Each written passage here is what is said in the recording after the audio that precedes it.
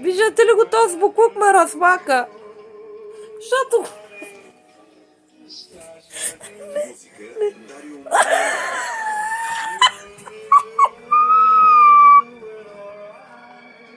Не, хора, това няма да го гледат. Майко, насълзих за... Баси чудото. Значи това ми е за пръв път да моля мъж да легне до мен. Ей, хора! Ей! Ви бебето къде накрая? Добре, чакай бебето. Ще видиш коренца след малко. Коренца. Който долу ще падне. Разплака, ама той е изрод мръсен. Се сърди като го викам. Ама би по тапчето.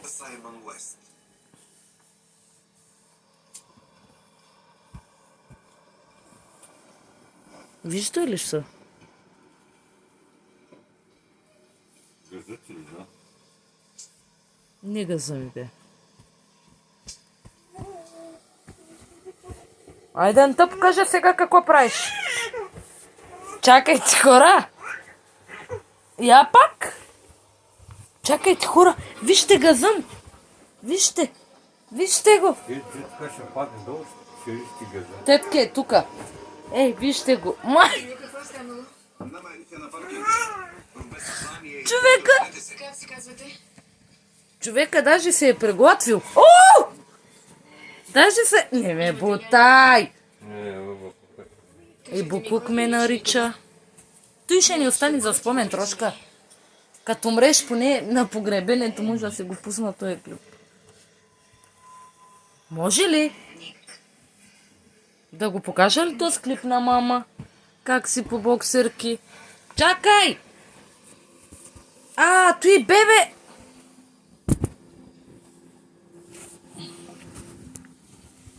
Искам да легна до тебе, може ли?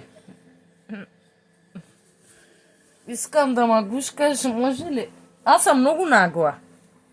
Нагла, противна. Гушкай ма. Какво правиш? Гушкай ма, бе.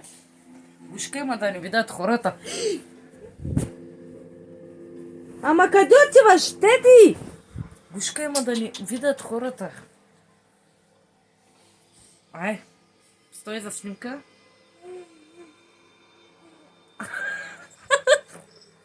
Чакай.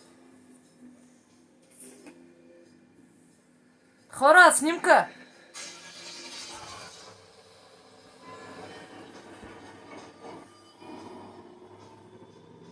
Има ли, няма ли място, където да не живееш? Абе, той ще ни остане за погребението, спомен за децата ни, бе. Ух.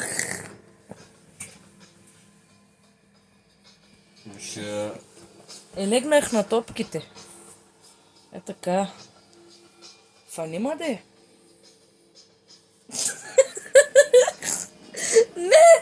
Не е такъв начин. Фанима за дупето. Чакайте, вижте дали ме държи с дупето. Фанима. Давай. Давай.